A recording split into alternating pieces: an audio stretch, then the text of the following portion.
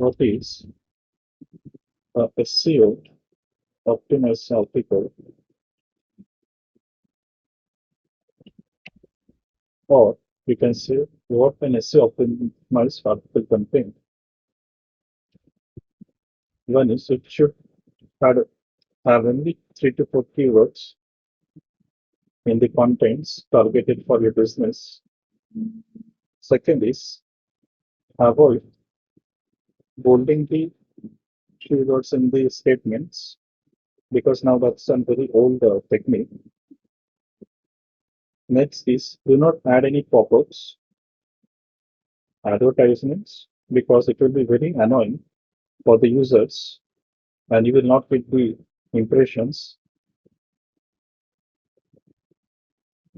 Another thing is avoid too many anchor links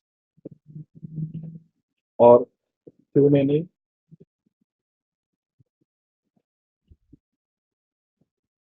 backlinks in article. If we have an article which has a length of 2500 words, we should at least add 3 to 4 images into it,